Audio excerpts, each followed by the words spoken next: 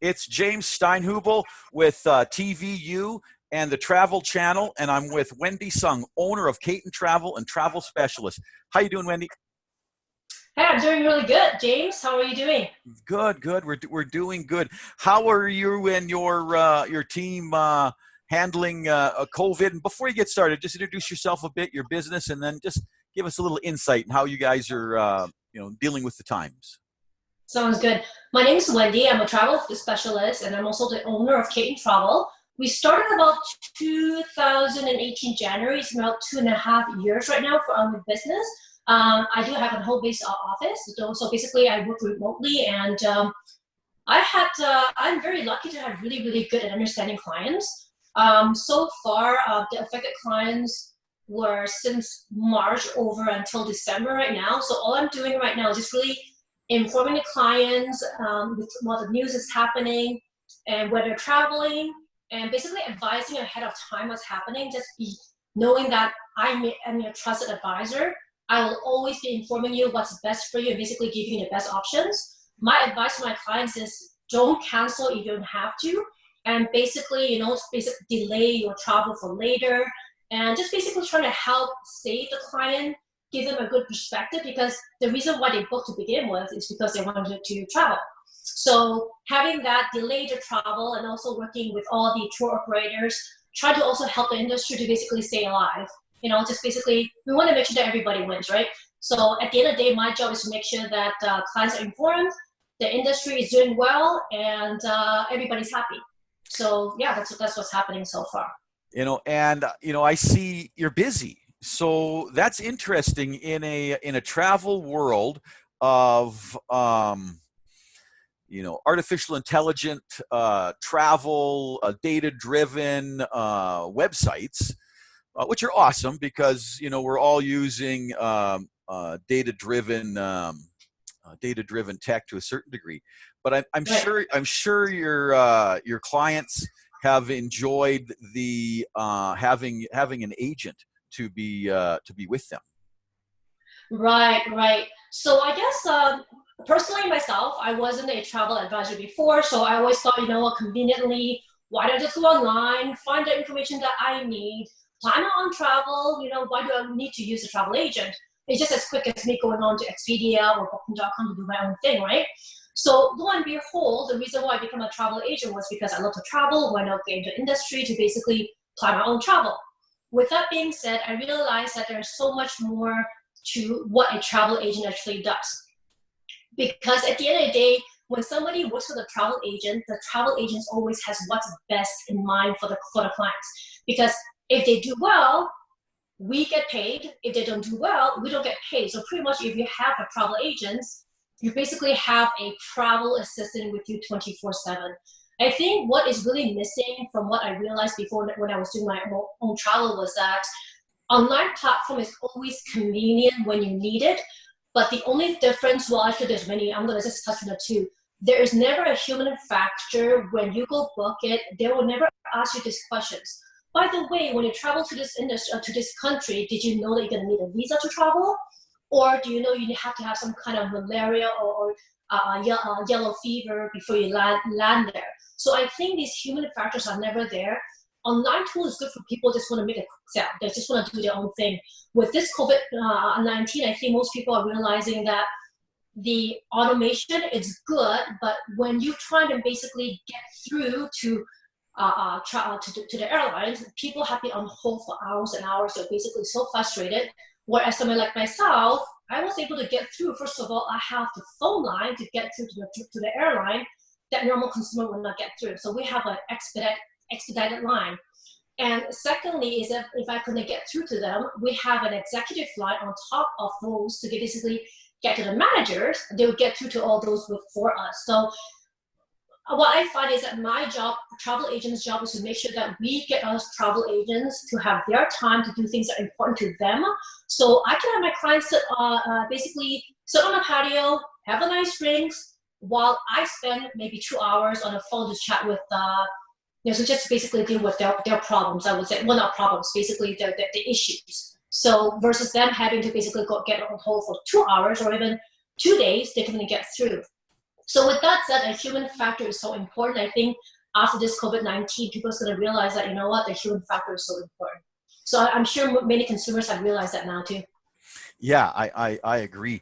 And just to establish, the strength of, how you operate, you work with a general organization, but you're also a member of an association. So what's the general commercial travel group you're with and their strengths, and then the overall association that certifies your profession. Very good. I'm glad you asked that, James. So most travel agents right now, they're either retail, they basically work for somebody, or they're basically independent travel agents like myself. So just to kind of make it very easy for people to think about, let's say if I decide to be a real estate agent, I decided to go join Remax. Remax has a big hand. I mean, they're basically reputable. They've been around for a long time. They'll basically take care of all the legal stuff for you. So my company, the association I'm working with, my head office is actually called TPI, Travel Professional Internationals. So what I love about Travel Professional Internationals is that they're actually Canadian-based host agency. They have been around for 25 years. And with that 25 years, they have built a lot of great relationships with all the suppliers we're using. So basically, they will make sure that they're reputable. Will they work with us? How can we get discounted, pricing or negotiation for my clients? For example, Air Canada. Air Canada is basically a preferred agent airlines that we're working with because we give them so much volume that TPI was able to basically negotiate a contract. They basically will be offered only through TPI to offer through our clients. So how does it help our clients? Well, because myself, I'm an independent agent, I'm associated with TPI. If I'm going to basically find at the end of the day, let's say between all the airlines, you want to go somewhere, James, you want to go to, I don't know, like London. I'm going to source all the reputable suppliers. And at the end of the day, let's say we found that Air Canada was the best one for you, everything wise. So with that said, we will have a higher level of service that Air Canada will be able to kind of just tailor for you through me that I can offer that to you. So with that said, like I said, longevity, being a company around for a long time, we're all licensed. Every travel agent has to be licensed. So basically, we're licensed throughout the country and province to province, and basically national-wide. With that said, if people are curious, I mean, people always think about, oh, Wendy, you work from home. Are you legitimate? What do you do? How can I make sure that you're legitimate? With that said, I'm backed up by the association. So TPR is actually associated with all these legal entities. For example, ACTA, ACTA, they're basically our Canadian regulators that basically regulate all travel agents. We're also associated with IATA, IATA, the International Association for Transport globally. They're basically the ones that basically, make sure that you can fly or you cannot fly.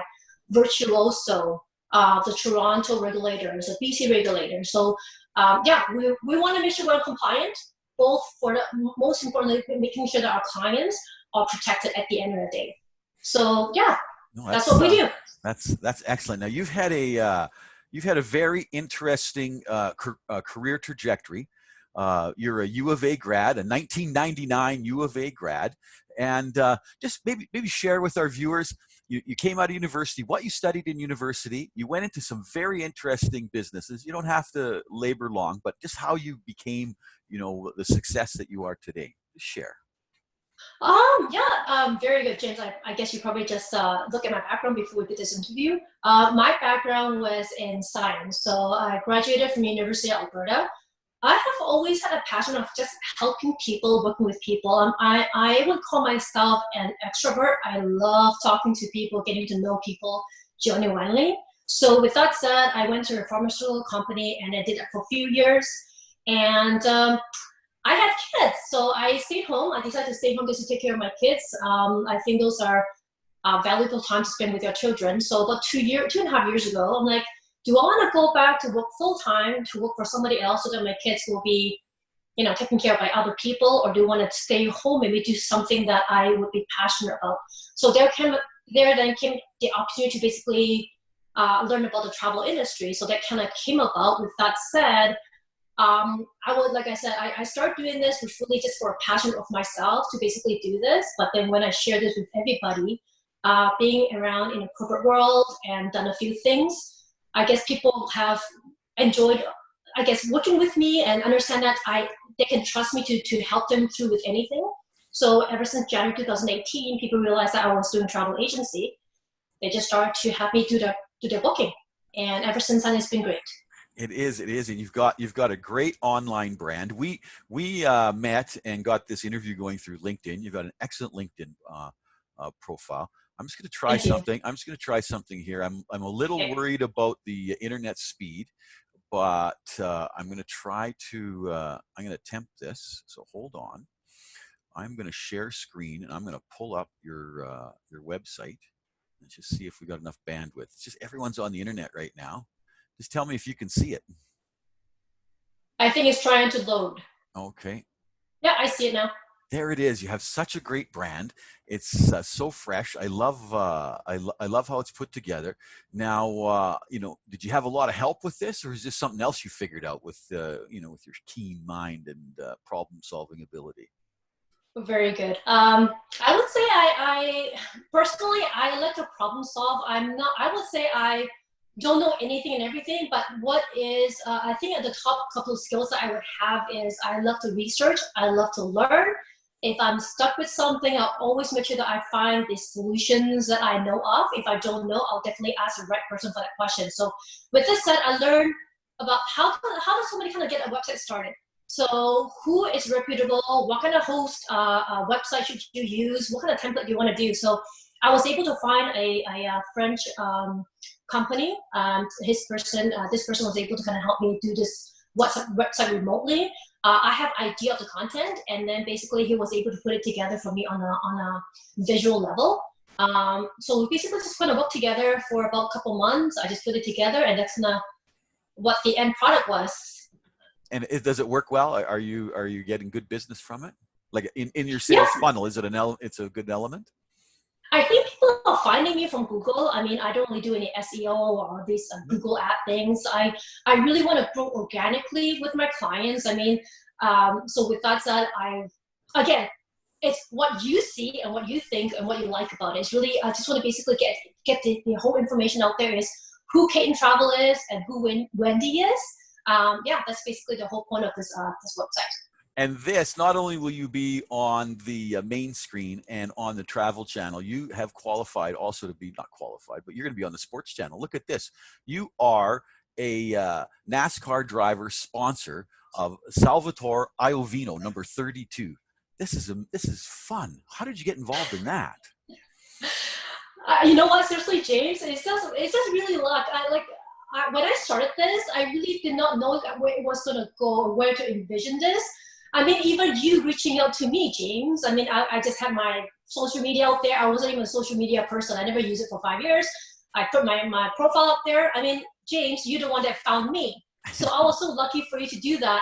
Same time as I was playing with Instagram, posting stuff. Next thing you know, the NASCAR driver reached out to me asking me, hey, would you be willing to maybe look at considering sponsoring me doing NASCAR driving? At that time, 2 years ago, he's actually from the States. I'm like, okay, I'm from Canada. How do I kind of break into the States? So with that said, we kind of talked.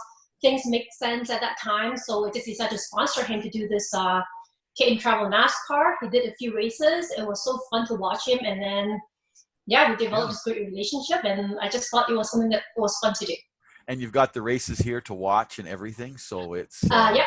So we did a few races on the state. So there was something fun that we did. I know that's what I said there. The whole right to the end, I was just it was a real joy. It was nice to do, and I was glad to see someone who has such a a commitment to project completion.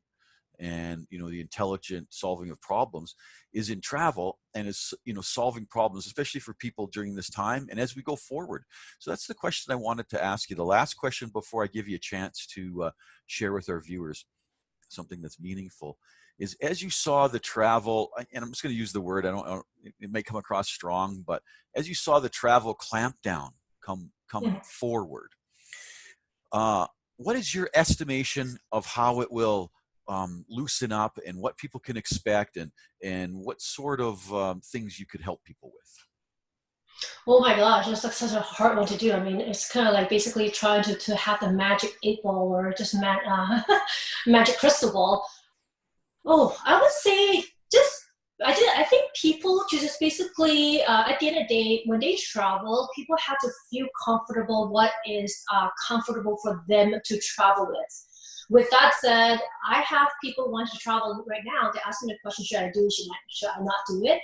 As a travel advisor, I never tell my clients when you should or when you couldn't do it. All I just say is, you know what? The government is actually putting an imposure on when to travel, when you do travel, what could happen to you if you decide to do certain things or go to certain destination, what happens when you come back. So our job is basically advise them of what could happen and what it might look like for them. And if they decide to go ahead, our job is basically trying to get them out of the situation if possible. So I would say that would be the most important thing I always tell my client. To answer your question about clamping down on all things right now, even just yesterday looking at all the news, it's been 2 months already. Like I would say 2 months that has really affected the North America countries. With that said, things are not getting any better. I would say it's very gloomy. You know, like the airlines are closing down. People are getting laid off. Hotels are not even making any money. They're trying to stay afloat. So I would say it's going to be a sort of kind of hard recovery. Just a few years ago, the Caribbeans got hit so badly with the hurricanes. I think we're going through one of those times where we just never know, because all these things are just Mother Nature. I would just say, just do one day at a time. I would say plan ahead. I think by next year, 2021, I am quite optimistic that people can start to plan towards next year. I would say next year, Okay. comfortably. Okay, so last sort of question that will allow you to share with our viewers something that's important and meaningful. I think that it's noticeable, that you took a big change in your life. You went from big project management, big business into a home-based business. And there would have been times there where the schedule you had before was irrelevant. Your routine was irrelevant. Every day was different. And, Yeah. and that's what people are facing right now. Right. So as you saw and went through the COVID experience, as we're going through it, what did you learn in those times, and what are you pushing forward, and what could you share with our viewers that would have value at this time for them?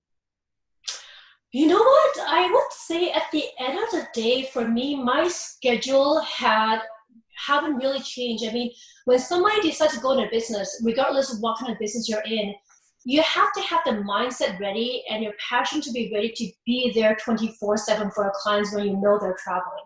As a travel advisor, I want to make sure that my clients are foremost taken care of. Safety is important. Being there with them through the tough times, through the happy times are the most important. Even before, when I decided to do this business, when my clients travel, I know when they're traveling. I have clients that travel across the world. I'd be on call at 3 o'clock ready to basically fetch their calls.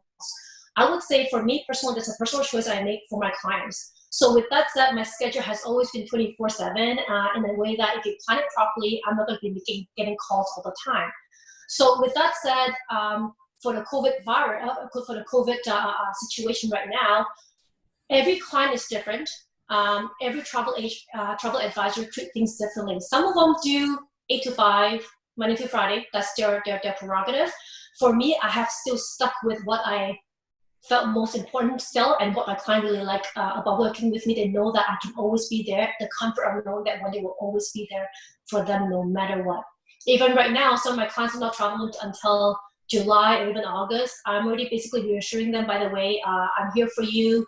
Here are the latest news, what's happening with your flights. Nothing is happening with them right now, but know that I'm watching your development every single day as I get along. So just being there with my clients, I think that's what I want to do. Like I said, I think from what you can see from my website is that I really, really, really care about developing relationships with my clients, because at the end of the day, for me, it's a reason why I love what I do is I'm not doing this for just transacting, for just getting a client one day and then I won't see them again. It's a continued relationship I'll build with them to know that they can trust me, so that they'll come back and basically work with me. Because when they go through a journey with me, if I was able to help them to basically realize their bucket list travel, you can always come back and know that they will always talk about that moment every single time with their children or their husband or the mother. That to me is big. That's my passion. That's what drives me. I think, yeah, that's why I do what I do. Just being there for my clients. That is so good. That is so good. Wendy Sung, owner of Caton Travel Specialist, with me, James Steinhubel, on TVU, the Travel Channel. Thank you so much, Wendy. Thank you so much, James.